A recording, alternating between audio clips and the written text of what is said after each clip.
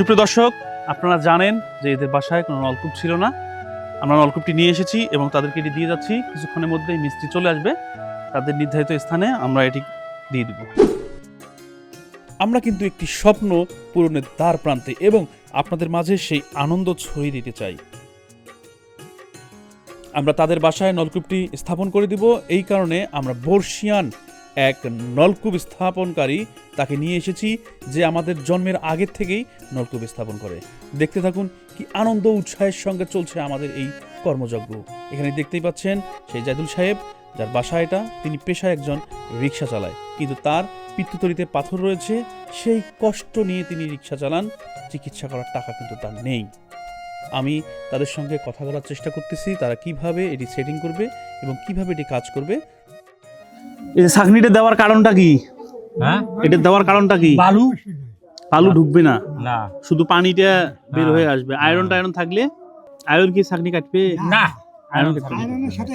এটা সম্পর্ক নাই। না, এটা সম্পর্ক হলো যে বালুটা উঠবে না। এটা কি সবার শেষে থাকে না মাঝত থাকে?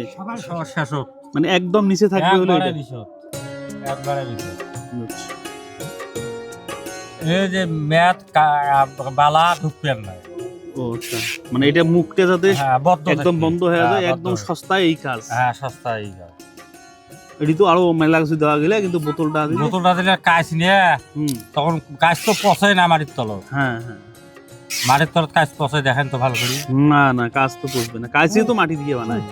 একটি দুঃখের বিষয়, আমাদের পানির স্তর এতটাই নেমে গেছে, এই শীতকালে একদম নদীর ধারে কিন্তু আমরা 30 ফিটে যেখানে পাওয়ার কথা ছিল সেখানে 50 ফিট পাইপ দেওয়ার পরেও পাইনি।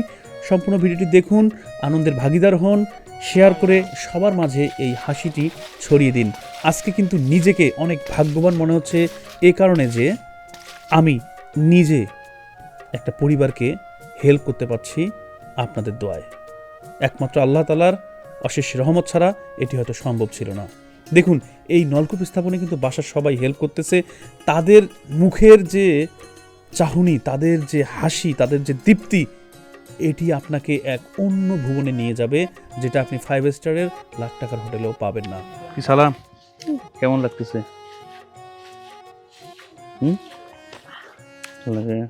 তাই আসুন দেখতে থাকি, ভালোবাসা ছড়িয়ে দেই। এইরকম হাজারো গল্প হয়তো লুকিয়ে আছে।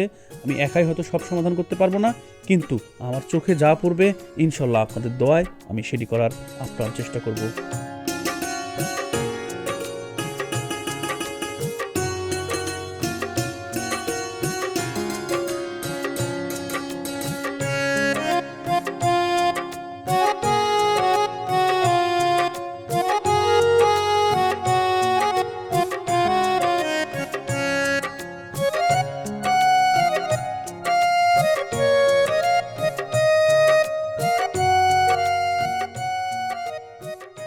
এই নলকূপের পানি কিন্তু বের হওয়া শুরু হয়েছে এবং সবার চোখে মুখে এক অপূর্ব দীপ্তি।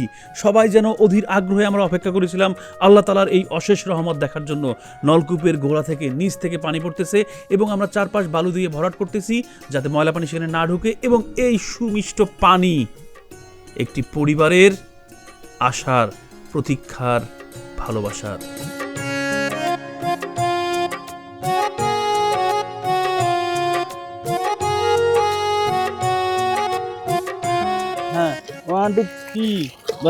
এটা তোমার নলকূপ। তাদের সেই ভালোবাসা নিয়ে আমরা এগিয়ে যেতে চাই। দেখুন, এই পিচ্চির সালাম কিন্তু পানি দেখে এতটা খুশি হয়েছে, এই খুশি আপনি কোথায় পাবেন ভাই? তাদের পরিবারের প্রত্যেকের মুখে এখন যেন হাসি, যে আজকে আর অন্যের বাসার থেকে পানি নিয়ে আসতে হবে না।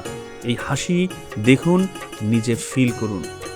আসুন আমরা সকলের পাশে দাঁড়াই, ভালোবাসা ছড়াই, লাইক শেয়ার কমেন্ট করে সৌহার্দ্য বাড়িয়ে দিই।